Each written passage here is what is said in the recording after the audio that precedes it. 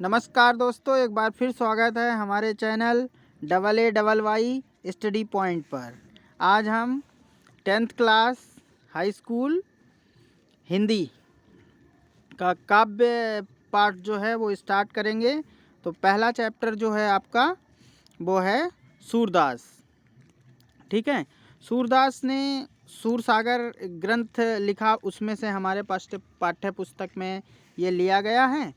तो उसके बारे में हम आज बात करते हैं आपसे।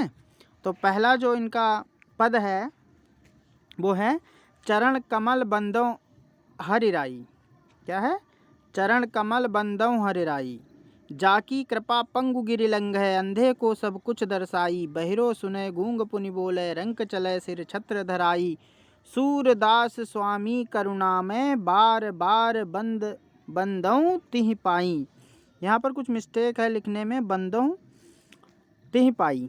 ठीक है, इसका भावार्थ जो है यहाँ पर क्या कहा गया है, अगर हम संदर्भ की बात करते हैं तो यहाँ पर जो सूरदास जी हैं वो अपने जो आराध्य हैं उनके श्री कृष्ण, उनके चरणों में वंदना करते हैं। क्या कहते हैं?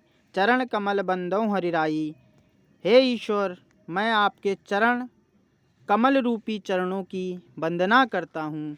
जाकी कृपा पंगु गिरि लंघे, जिनकी कृपा से लंगड़ा भी पर्वत लांघ सकता है, अंधा सुने, अंधे को सब कुछ दर्शाई, जो अंधे व्यक्ति है वो सब कुछ देख सकता है। यदि आपकी कृपा हो जाए, ईश्वर की कृपा हो जाए तो अंधे व्यक्ति को भी सब कुछ दिखाई देने लगता है।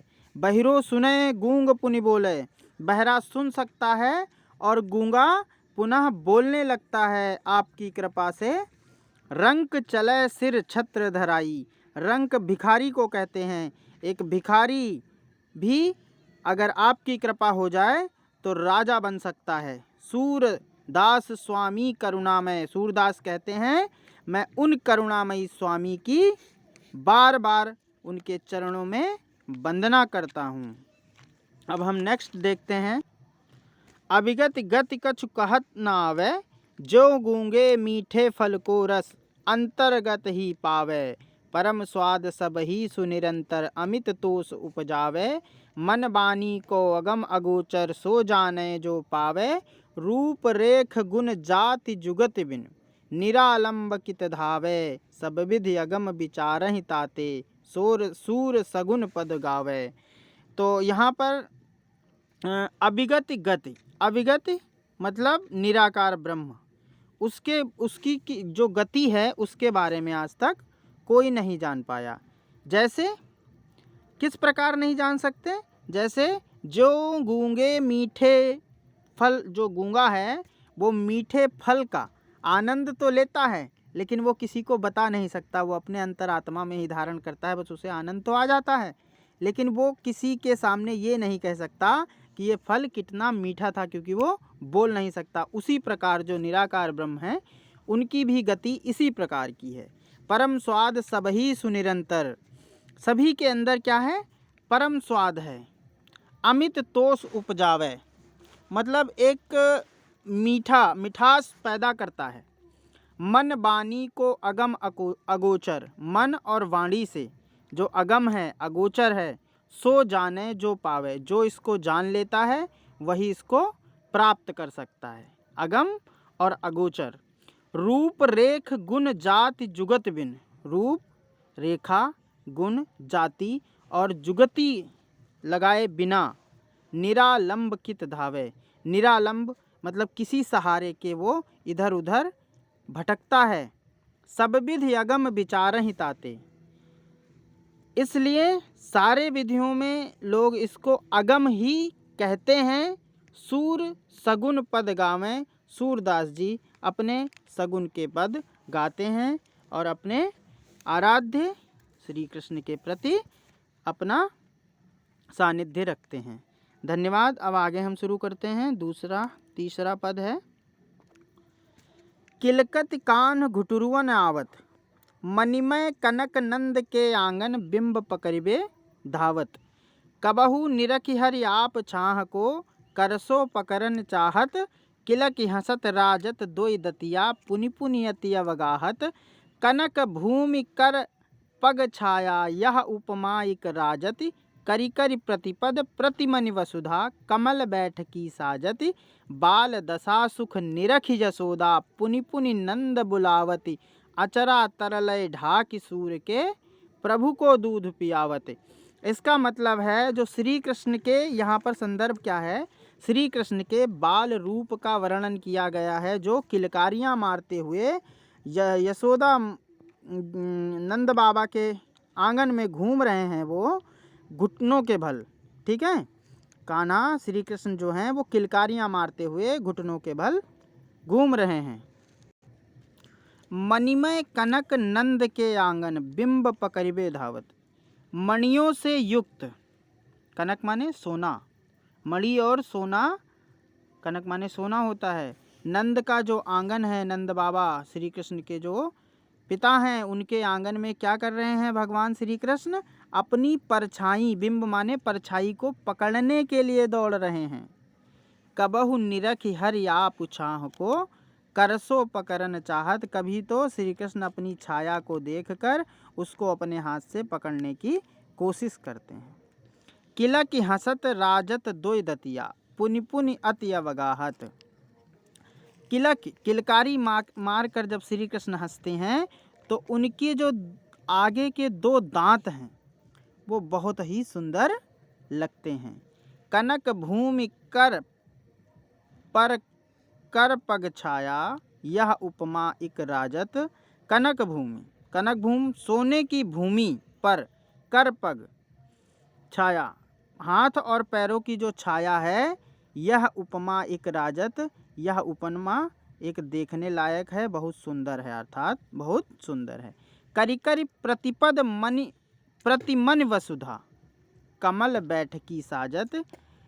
प्रतिपद और प्रतिमनि वसुधा पर अपनी प्रतिमा को देखकर जैसे कमल सजता है उसी प्रकार दिखाई दे रहा है।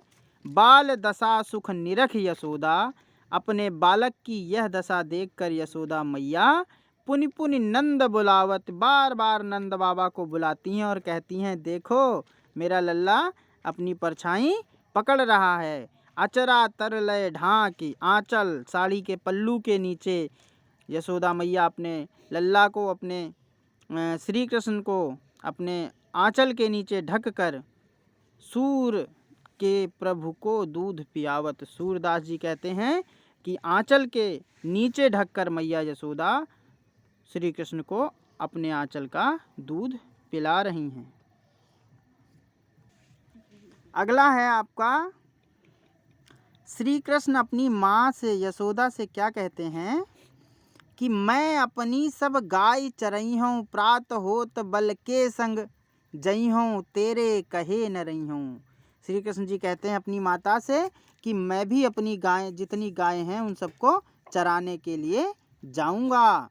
प्रात होत, प्रात मतलब सुबह होते ही, बल मतलब बलराम भैया के संग मैं भी जाऊंगा और तुम्हारे कहे रुकूंगा नहीं। ग्वाल बाल गायन के भीतर न कहु डर नहीं लागत, आजु न सोव नंद दुहाई रैन रहोंगो जागत। तो श्री कृष्ण जी कहते हैं कि ग्वाल बालों के संग और गायों के बीच में मुझे जरा सा भी डर नहीं लगता। यशोदा मैया से श्री कृष्ण जी कह रहे हैं कि ग्वाल बाल और गायों के बीच में रहकर मुझे जरा सा भी डर नहीं लगता। आज न सोव नंद दुहाई, श्री कृष्ण कहते हैं कि आज मैं नहीं सोऊं, आज मैं नहीं सोऊंगा। रैन रहूंगा जागत, मैं पूरी रात जागता रहूंगा। और ग्वाल सब गाय चरई हैं, मैं घर बैठो रहूं। श्री कृष्ण जी कहते हैं कि और सारे ग्वाल बाल तो गाय चराने जाते हैं, लेकिन मैं क्यों घर में बैठा रहूं। सूर श्याम तुम सोए रहो, अब प्रात जान मैं देहूं। मैया कहती हैं श्री कृष्ण से, सूरदास जी कहते हैं कि यशोदा मैया श्री कृष्ण से कहती हैं कि अब तुम सो जाओ, सुबह होते ही मैं तुम्हें गाय चराने के लिए भेज दूंगी। ओके, अब अगला देखिए, श्री कृष्ण जी गाय चराने गए हैं एक दिन ही, 1-2 दिन ही गए हैं, क्योंकि चस्का लगा हुआ था कि भाई गाय चराने जाएंगे जंगल में। अब क्या कह रहे हैं मैया से, मैया हौ न चरई हो गाय, सिगरे ग्वाल घिरावत मोसो मेरे पाई पिराए। क्या कहते हैं श्री कृष्ण जी, मैया मैं गाय चराने नहीं जाऊंगा, क्योंकि क्यों नहीं जाएंगे, सिगरे ग्वाल मतलब सारे ग्वाल बाल जो हैं वो घिरावत मोसो, क्या घिरावत मोसो, मेरे से गायें घेरने को कहते हैं। अगर कहीं दूर निकल जाती हैं तो कहते हैं उनको लिया आओ इधर, मेरे पाँव पिराएं, मेरे पैर जो हैं वो दर्द कर रहे हैं। जो न पत्याई पूछ बल दावुहि अपनी सौह दिवाए। अगर तुम्हें भरोसा नहीं होता है तो बलदाऊ भैया से पूछ लीजिए, मैं अपनी कसम खा के सौह खा के बताता हूँ मैं आपको। यह सुन माई यशोदा ग्वालिन गारी देत रिसाए। यह सुनकर मैया यशोदा जो ग्वाल बाल हैं उनको गालियाँ देती हैं कि मेरे छोटे लल्ला से ये जानवर जो चराने जाते हैं उनको इधर उधर से घिरवाते हैं और मेरे लल्ला के पाँव दर्द करते हैं। मैं पठवत अपने लड़का को आवे मन बहिराए। मैं तो, यशोदा मैया कहती हैं, मैं तो अपने लड़के को इसलिए भेज देती हूँ गाय चराने जिससे बेचारे उसका मन बहल जाए। सूर श्याम मेरो अति बालक मार्ग ताहि रिंगाए। सूरदास जी कहते हैं, मैया कहती हैं मेरा छोटा सा लल्ला है, मेरा छोटा सा बच्चा है, मेरा छोटा सा बालक है, लेकिन ये क्या करते हैं उसे रिंगाए मतलब होता है चला चला के इसको थका के मार दे रहे हैं। ठीक है, समझ में आ गया होगा। अब आगे चलते हैं। ये संदर्भ जो लिया गया है यहाँ पर क्या है, श्री कृष्ण और सखियों जो राधा हैं, ललिता हैं, ये जो सखियाँ हैं श्री कृष्ण की, वो क्या कहती हैं, कहती हैं सखीरी मुरली लीजय चोरी, जिन गोपाल कीन्हे अपने बस प्रीति सबन की तोरी। सखी कहती हैं, एक सखी दूसरे सखियों से बोलती है कि सखी ऐसा किया जाए, श्री कृष्ण की मुरली चुरा ली जाए। जिन गोपाल कीन्हे अपने बस, जिसने गोपाल मतलब श्री कृष्ण को अपने वश में कर रखा है, प्रीति सबन की तोरी, हम सबका प्रेम कम लग गया है, हम सबका प्रेम उनको कम लगता है, लेकिन मुरली उससे भी ज़्यादा उनको प्यारी है।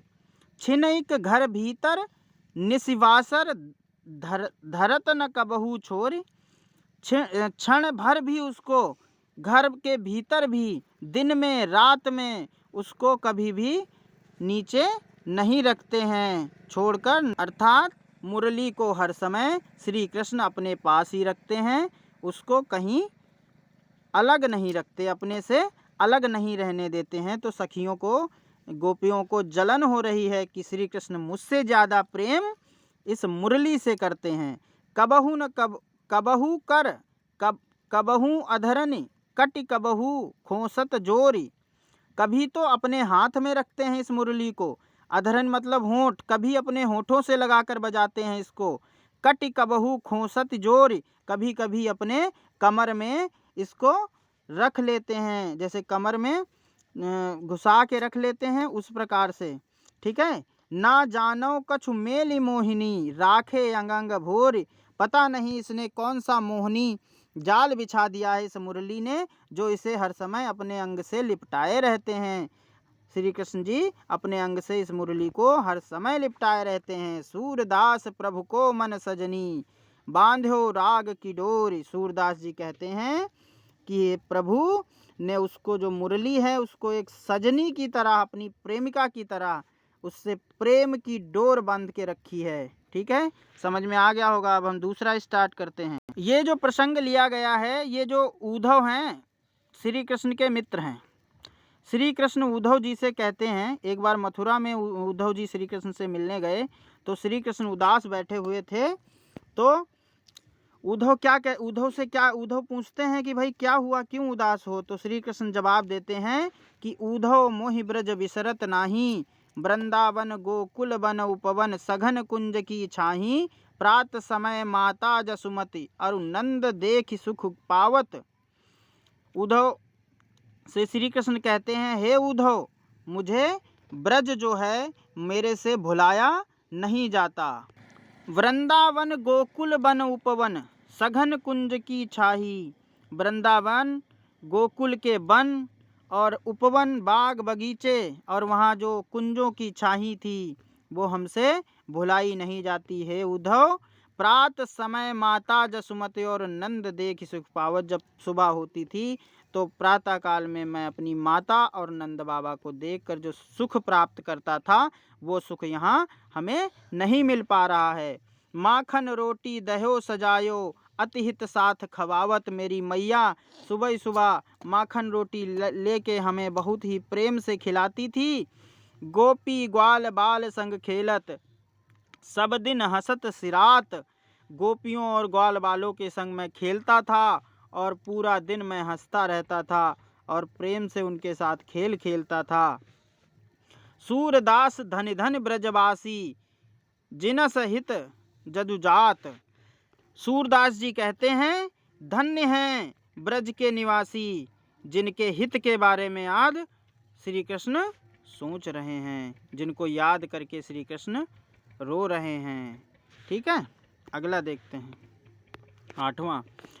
अब जो है उद्धव जी कहाँ आ गए हैं? ब्रज आ गए हैं। ठीक है, सखियों के पास आ गए हैं और क्या सखियां उनसे क्या कहती हैं कि उद्धव मन न भये 10-20, एक हुतो सो गयो श्याम संग को अवराध है ईस। तो ये उस टाइम समय की है जब योग का संदेशा लेकर उद्धव ब्रज में गए हैं और गोपियों से कहते हैं कि तुम श्री कृष्ण को भूल जाओ और तुम योग अपना लो। ठीक है, निराकार ब्रह्म की उपासना करो और योग करो, अपने मन को इधर उधर मत भटकने दो। तब कहती हैं सखियां कि उद्धव मन न भये 10-20, है उद्धव हमारे पास 10-20 मन तो है नहीं। एक हुतो सो गयो श्याम संग, एक जो मन था हमारे पास वो कान्हा कृष्ण जी के साथ, कन्हैया जी के साथ चला गया है। को अवराध है ईस, अब कोई दूसरा मन हमारे अंदर नहीं है जो किसी दूसरे ईश्वर की वंदना करे या उपासना करे। इंद्री शिथिल भई केशव बिन, हमारी जो इंद्रियां हैं वो बिल्कुल शिथिल हो गई हैं, नाकाम हो गई हैं। केशव मतलब श्री कृष्ण के बिना। ज्यों देही बिन शीस, जिस प्रकार बिना शीस के, बिना सिर के देह हो जाती है, उसी प्रकार आज हमारी गति है। आशा लाग रहत तन श्वासा, बस इतनी बात है जीव ही कोटि बरिस, बस इतनी बात है कि उनके आने की आस लगी हुई है, इसलिए हम जीवित हैं, इसलिए हमारी श्वास चल रही है। जीव ही कोट बरिस, इसी प्रकार हम बहुत दिनों तक उनकी आशा में जीवित रहेंगे। तुम तो सखा श्याम सुंदर के, सकल जोग के ईस, तुम तो श्री कृष्ण के सखा हो और उनके सखा हो जो पूरे संसार के ईश्वर हैं। सूर हमारे नंद नंदन बिन और नहीं जगदीश। सूरदास जी कहते हैं कि सखियां उद्धव से कहती हैं, हमारे नंद नंदन, हमारे श्री कृष्ण के बिना कोई दूसरा ईश्वर हो ही नहीं सकता, कोई दूसरा प्रियतम हो ही नहीं सकता। ओके, अब यहाँ फिर उद्धव से सखियां कह रही हैं, उद्धव जी से सखियां क्या कह रही हैं कि उद्धव जाओ तुम्हें हम जाने। क्या कह रही हैं? उद्धव जाओ तुम्हें हम जाने, श्याम तुम्हें सो को नहीं पठयो, तुम हो बीच भूलाने, और ब्रज नारिन सो जोग कहत हो, बात कहत न ल जाने। उद्धव जाओ, हम तुमको जान गए, हम तो सोचते थे तुम संदेशा लेके आए हो श्री कृष्ण का, लेकिन तुम तो हमें योग का पाठ पढ़ा रहे हो, निराकार ब्रह्म की उपासना करने को कहते हो। श्याम तुम्हें सो, कि श्याम तुमको श्री कृष्ण ने तुमको यहाँ भेजा था।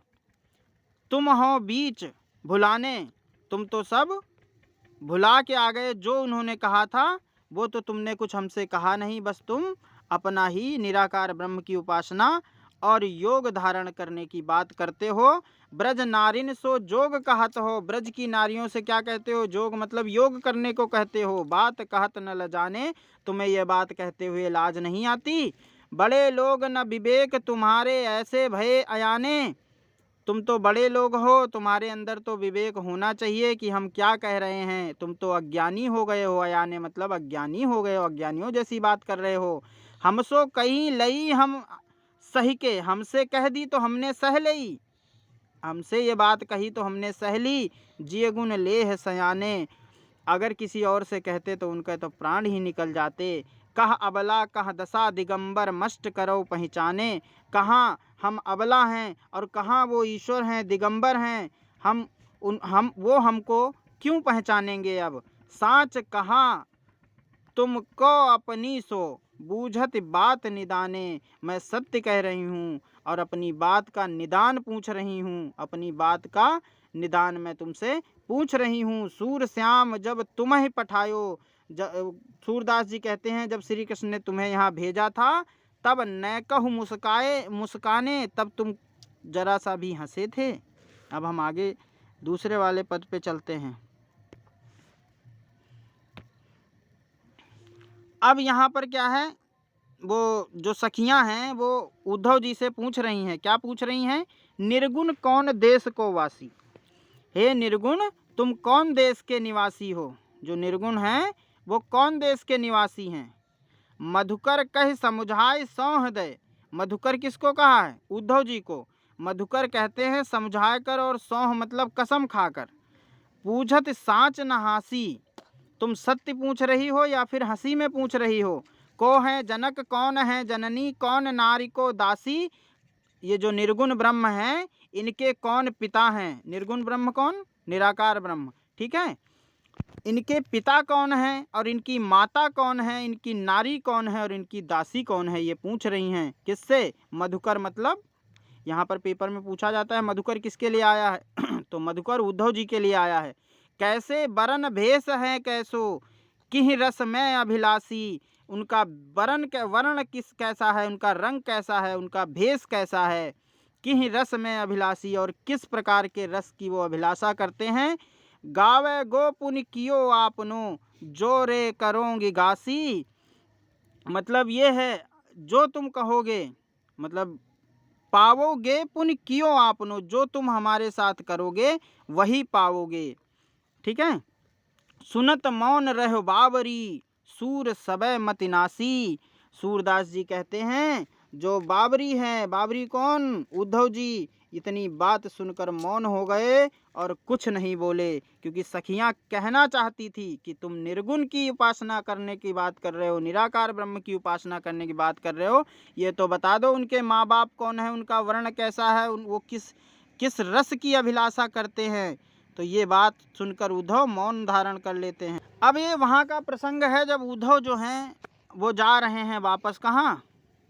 मथुरा, श्री कृष्ण के पास। तो क्या कहती हैं? संदेशु देव की सो कहियो, हो तो धाई तिहारे सुत की दया करत हो रहियो।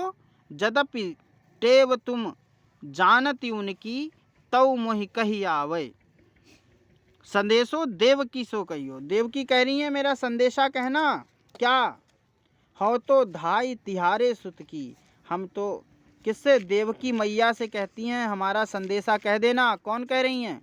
यशोदा माता कह रही हैं कि देवकी माता से मेरा बस एक संदेशा कह देना। क्या? मैं तो उसके सुत की, मतलब श्री कृष्ण की धाय, धाय मतलब पालन करने वाली माँ, जिसने उनको पाला। हो तो धाय तिहारे सुत की, धाय मतलब पालन करता माता। दया करत ही रहियो, और हम पे क्या करते रहना? दया करते रहना। तुम तो जानती हो, यशोदा माता कहती हैं यद्यपि तुम उनके बारे में बहुत कुछ जानती होगी, लेकिन मेरा वात्सल्य, उनसे प्रेम कुछ अधिक है। प्रात होत मेरे लाड़ लड़े तो, माखन रोटी भावे। जब सुबह होती है ना तो हमारे श्री कृष्ण को माखन और रोटी बहुत पसंद है। तेल उबटनो अरु तातो जल, तेल उपटन और गर्म पानी, ताहि देख भज जाते, उनको देखकर वो भाग जाते थे। जोई जोई मांगत सोई सोई देती, जो जो वो मांगते थे मैं वही वही उनको देती थी। क्रम क्रम करके नहावत, धीरे धीरे करके उनको नहलाती थी। सूर पथिक सुन मोहि रैन दिन, बढ़ो रहत उर सोच। सूरदास जी कहते हैं, मैं पथिक के बारे में सुनकर मुझे रात और दिन मेरे हृदय में सोच रहता है कि मेरो अलक लड़े तो मोहन होए है करत संकोच, कि मेरा इकलौता लाडला मोहन श्री कृष्ण कहीं वहाँ जाकर अपनी माता के सामने संकोच तो नहीं करता, अपने खाने पीने की चीज़ें के लिए कभी संकोच तो नहीं करता। धन्यवाद दोस्तों। ये हमारा पहला चैप्टर था हाई स्कूल में हिंदी से जो सूरदास वाला है, ये ख़त्म हुआ। अब इसके हम कुछ क्वेश्चंस वगैरह आपको बताएंगे। नेक्स्ट वीडियो का इंतज़ार करिएगा। अगर वीडियो अच्छी लगे तो सब्सक्राइब करिएगा। धन्यवाद।